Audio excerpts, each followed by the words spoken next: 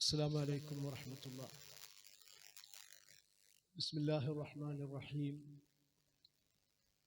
الحمد لله رب العالمين. اللهم صل على محمد وعلى آل محمد كما صليت على إبراهيم وعلى آل إبراهيم إنك حميد مجيد. اللهم بارك على محمد وعلى آل محمد كما باركت على إبراهيم وعلى آل إبراهيم إنك حميد مجيد. أما بعد فإن خير الكلام كلام الله وخير السنن سنن محمد صلى الله عليه وسلم وشر الأمور محدثاتها وكل محدثة بدعة وكل بدعة ضلالة. يا أيها الذين آمنوا اتقوا الله حق تقاته ولا تموتن إلا وأنتم مسلمون. ഏറെ സ്നേഹമുള്ള സഹോദരി സഹോദരന്മാരെ, സൃഷ്ടാവും സംരക്ഷകനുമായ അല്ലാഹു സുബ്ഹാനഹു വ തആലയുടെ വിധിവിലക്കുകൾ ജീവിതത്തിന്റെ സകലമാന മേഖലകളിലും സൂക്ഷിച്ച് തഖ്വയോടുകൂടി ജീവിക്കണമെന്ന് എന്നോടെന്ന പോലെ നിങ്ങളോടും ആദ്യമായി വസിയത്ത് ചെയ്യുകയാണ്. അങ്ങനെ ജീവിച്ച് മരിക്കാൻ അല്ലാഹു നാം ഏവർക്കും തൗഫീഖ് നൽകി അനുഗ്രഹിക്കുമാറാകട്ടെ. വിശുദ്ധ റമദാൻ മാസത്തിലെ അവസാന ദിവസങ്ങളിലേക്ക് എത്തി നിൽക്കുന്ന ഈ ഘട്ടത്തിൽ നമ്മൾ ഓരോരുത്തരും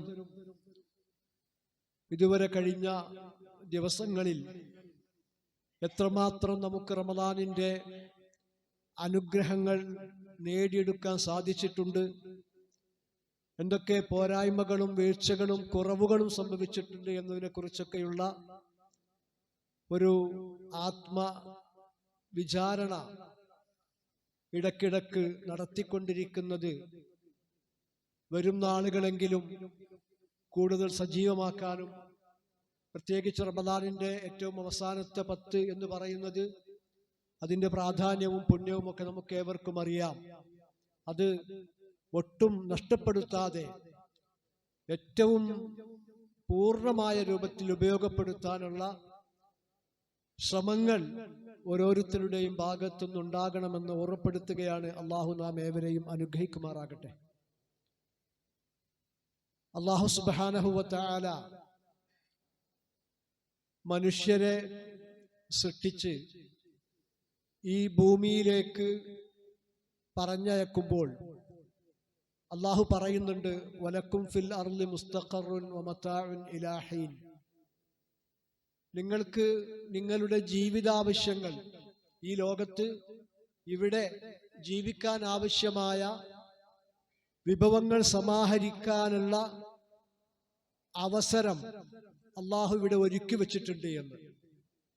അത് നേടിയെടുക്കാൻ നമുക്ക് ഓരോരുത്തർക്കും നമ്മുടെ കഴിവിന്റെ പരമാവധി ശ്രമിച്ചുകൊണ്ടേയിരിക്കാം. എന്നാൽ സന്മാർഗം എന്ന് പറയുന്ന, ഹിദായത്ത് എന്ന് പറയുന്നത്, അത് നമ്മുടെ ഓരോരുത്തരുടെയും ബുദ്ധിയുടെയോ അല്ലെങ്കിൽ യുക്തിയുടെയോ അധ്വാനത്തിന്റെയോ ഫലമായി കിട്ടുന്ന ഒരു കാര്യമല്ല. വിശുദ്ധ ഖുർആൻ പറയുന്നത് അതിന് താഴെ, ഫഇമ്മാ യഅ്തിയന്നകും മിന്നി ഹുദൻ ഫമൻ തബിഅ ഹുദായ, എന്റെ അടുക്കെന്നുള്ള സന്മാർഗ ദർശനം നിങ്ങൾക്ക് വന്നു കിട്ടുമെന്നാണ്. അപ്പൊ സന്മാർഗം എന്ന് പറയുന്നത് അള്ളാഹു നൽകേണ്ടതാണ്. അത് നമ്മൾ അന്വേഷിച്ചുണ്ടാക്കാവുന്നതോ നമ്മുടെ പരിശ്രമത്തിന്റെ ഭാഗമായി കണ്ടെത്താൻ കഴിയുന്ന കാര്യമോ അല്ല, മറിച്ച് അള്ളാഹുവാണ് നൽകുന്നത്. ആ സന്മാർഗം ജനങ്ങളിലേക്ക് എത്തിച്ചു കൊടുക്കാൻ വേണ്ടി മാനവരാശിയുടെ തുടക്കം മുതൽക്ക് തന്നെ അള്ളാഹു പ്രവാചകന്മാരെ നിയോഗിച്ചു കൊണ്ടേയിരുന്നു. വഇമ്മിൻ ഉമ്മത്തിൻ ഇല്ലാ ഖലാ ഫീഹാ നദീർ, താക്കീതുകാർ വരാത്ത ഒരു സമൂഹവും കഴിഞ്ഞു പോയിട്ടില്ല എന്ന് ഖുർആൻ പറയുന്നുണ്ട്. അപ്പൊ ഓരോ കാലഘട്ടങ്ങൾ ഇങ്ങനെ മുന്നോട്ട് പോകും തോറും അള്ളാഹു പ്രവാചകന്മാരെ നിയോഗിച്ചു കൊണ്ടേയിരുന്നു.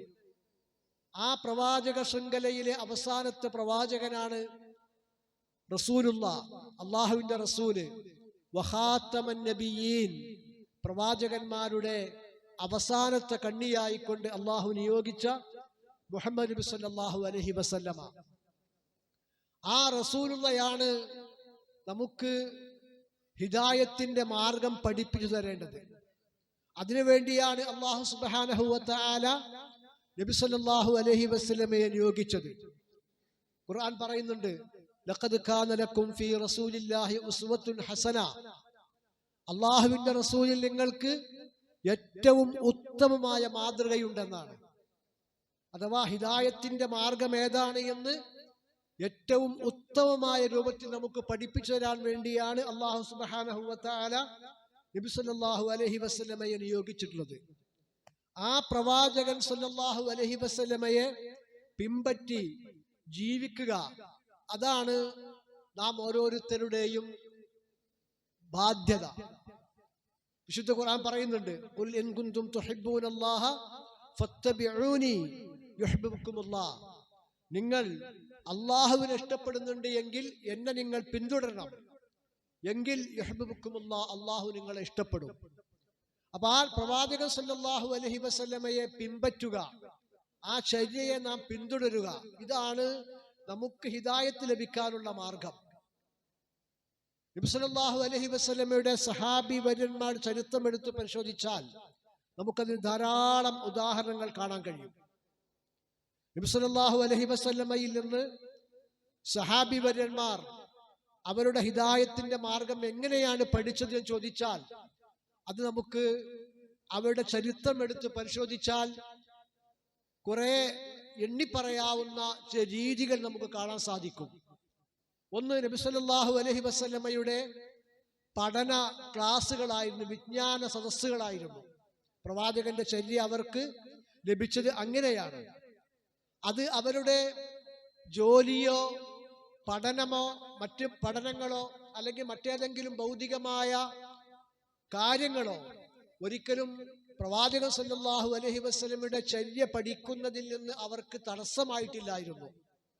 എന്ന് മാത്രമല്ല, എന്തെങ്കിലുമൊക്കെ ജീവിതാവശ്യങ്ങൾക്ക് വേണ്ടി പുറത്തു പോകേണ്ട സന്ദർഭങ്ങൾ ഉണ്ടാകുമ്പോൾ തനിക്ക് പകരക്കാരനായി മറ്റൊരാളെ നിശ്ചയിക്കുകയും ആ പകരക്കാരൻ എന്താണോ അന്ന് കേട്ടു പഠിച്ചത് അത് ആ പകരക്കാരിൽ നിന്ന് വൈകുന്നേരം ആകുമ്പോഴേക്ക് അല്ലെങ്കിൽ തിരിച്ചു വീട്ടിലേക്ക് വന്നു കഴിഞ്ഞാൽ അവരോട് ചോദിച്ചു പഠിക്കും, ഇന്നെന്തൊക്കെയാണ് നിങ്ങൾ പഠിച്ചത്. മഹാനായ ഉമർ ഇബ്നുൽ ഖത്താബ് റളിയല്ലാഹു അൻഹു, അദ്ദേഹത്തിന് അൻസാരിയായ ഒരു അയൽവാസി ഉണ്ടായിരുന്നു. ആ അയൽവാസിയെയാണ് ഏൽപ്പിക്കാറുള്ളത്. ഞാൻ ഇന്ന് ഇന്ന ആവശ്യങ്ങൾക്ക് വേണ്ടി പുറത്തു പോവുകയാണ്, പ്രവാചകന്റെ വിജ്ഞാന സദസ്സിലേക്ക് എനിക്ക് വരാൻ കഴിയില്ല, അതുകൊണ്ട് താങ്കൾ ഇന്ന് പോയി കേൾക്കണം, പഠിക്കണം, എന്നിട്ട് എനിക്ക് പറഞ്ഞു തരണം. അങ്ങനെ ഒരു ദിവസം ഉമർ റളിയല്ലാഹു അൻഹുവാണ് പുറത്തു പോകുന്നതെങ്കിൽ അടുത്ത ദിവസം അയൽവാസിയായ അൻസാരി അദ്ദേഹത്തിന്റെ വ്യക്തിപരമായ ആവശ്യങ്ങൾക്ക് വേണ്ടി പോകുമ്പോൾ ഉമർ റളിയല്ലാഹു അൻഹു പ്രവാചക സദസ്സിൽ പോകും. എന്നിട്ട് കാര്യങ്ങൾ കേൾക്കും, പഠിക്കും, അതിന്റെ അയൽവാസിക്ക് പറഞ്ഞു കൊടുക്കും. അത് അവരുടെ രണ്ടാളുടെയും മാത്രമല്ല, പല സഹാബിവര്യന്മാരും അങ്ങനെയായിരുന്നു ഇസ്ലാം പഠിച്ചിരുന്നത് എന്നാണ്. അപ്പൊ നബി സല്ലല്ലാഹു അലൈഹി വസല്ലമയുടെ സദസ്സിൽ നിന്ന്, പഠന വിജ്ഞാന സദസ്സുകളിൽ നിന്ന് അവർ കാര്യങ്ങൾ കേട്ടു മനസ്സിലാക്കും. മറ്റൊരു രൂപം, നബി സല്ലല്ലാഹു അലൈഹി വസല്ലമയോട് അവർ നേരിട്ട് കാര്യങ്ങൾ ചോദിച്ച് സംശയങ്ങൾ ദൂരീകരിക്കും. അവരുടെ ജീവിതാനുഭവങ്ങളിൽ ഉണ്ടാകുന്ന ഓരോ സന്ദർഭങ്ങളിലെയും മതപരമായ വിഷയങ്ങളിലുള്ള സംശയങ്ങൾ പ്രവാചകൻ സല്ലല്ലാഹു അലൈഹി വസല്ലമയോട് ചോദിച്ചു മനസ്സിലാക്കും. മൂന്നാമതായി, നബി സല്ലല്ലാഹു അലൈഹി വസല്ലമയുടെ മുന്നിൽ വെച്ച് വല്ല കാര്യം അവർ ചെയ്യുമ്പോൾ പ്രവാചകന്റെ പ്രതികരണം എന്താണ്, അതനുസരിച്ചാണ് അവർ കാര്യങ്ങൾ മനസ്സിലാക്കാറുള്ളത്. അത് ചില കാര്യങ്ങൾ ചെയ്യുമ്പോൾ നബി സല്ലല്ലാഹു അലൈഹി വസല്ലം പ്രോത്സാഹിപ്പിക്കും. നല്ല കാര്യമാണ്, പുണ്യമുള്ളതാണ് എന്ന് പറഞ്ഞുകൊണ്ട് അങ്ങനെ പ്രോത്സാഹിപ്പിക്കും. അത് പുണ്യമുള്ള ഉത്തമമായി അവർ മനസ്സിലാക്കും. എന്നാൽ ചില കാര്യങ്ങൾ നബി സല്ലല്ലാഹു അലൈഹി വസല്ലം നിരുത്സാഹപ്പെടുത്തും.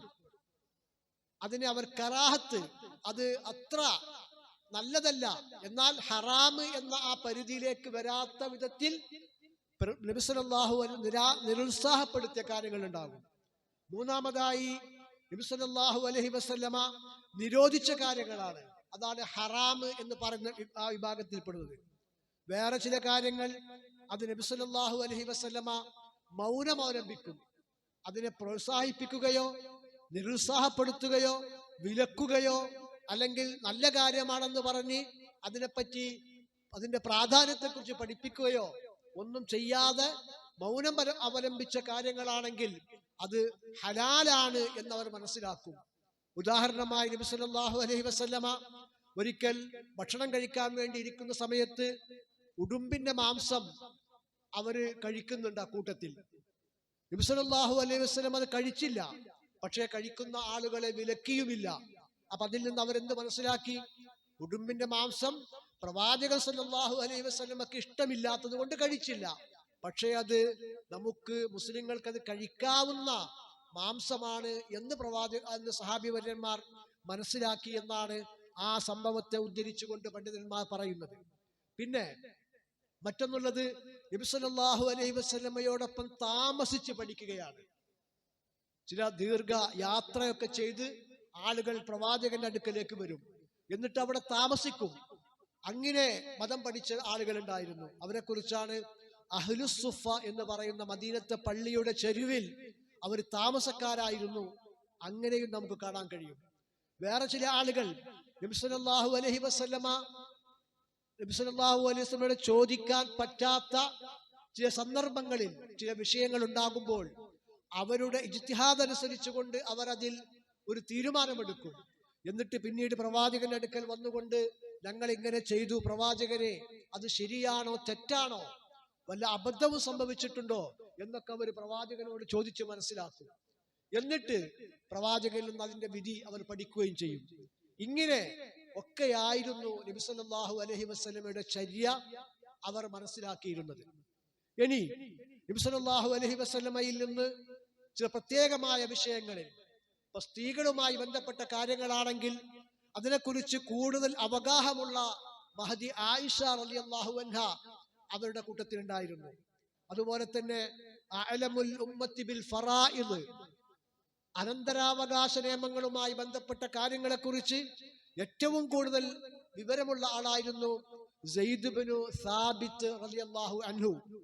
അതുപോലെ മുആദ് ഇബ്നു ജബൽ റളിയല്ലാഹു അൻഹുവിനെ പറ്റി പറയുന്നുണ്ട്, അഅലമു ഉമ്മത്തി ബിൽ ഹലാലി വൽ ഹറാം, ഹറാം ഹലാലുകളെ കുറിച്ച് എന്റെ ഉമ്മത്തിലെ ഏറ്റവും അറിവുള്ള ആളാണ് മുആദ് ഇബ്നു ജബൽ റളിയല്ലാഹു അൻഹു. നബി സല്ലല്ലാഹു അലൈഹി വസല്ലമയോടൊപ്പം ദീർഘമായി എന്ന് പറഞ്ഞാൽ 3 വർഷമോ 4 വർഷമോ ആണ് അദ്ദേഹത്തിന്റെ പ്രവാചകനോടൊന്നിച്ചുള്ള ജീവിതം. പക്ഷേ ആ കാലം കൊണ്ട് 5374 ഹദീസുകൾ ഉദ്ധരിച്ചിട്ടുണ്ട് അബൂ ഹുറൈറ റളിയല്ലാഹു അൻഹു. 5374 ഹദീസുകൾ. ആ ഹദീസുകളിൽ ചിലത് അബൂ ഹുറൈറ ഉദ്ധരിക്കുന്നുണ്ടെങ്കിലും അത് സഹീഹല്ല എന്ന് പറയപ്പെടുന്നുണ്ട്. ഏതായിരുന്നാലും അദ്ദേഹത്തിന്റെ പേരിലായിക്കൊണ്ട് അത്രയും ഹദീസുകൾ നമുക്ക് കാണാൻ സാധിക്കും. അപ്പൊ അത്രമാത്രം നബി സല്ലല്ലാഹു അലൈഹി വസല്ലമയോട് ചേർന്ന് നിന്നുകൊണ്ട് മതകാര്യങ്ങൾ പഠിക്കാൻ അവർ വലിയ താല്പര്യമുള്ളവരായിരുന്നു എന്നർത്ഥം. ഞാൻ ആമുഖമായി കാര്യങ്ങൾ പറഞ്ഞത്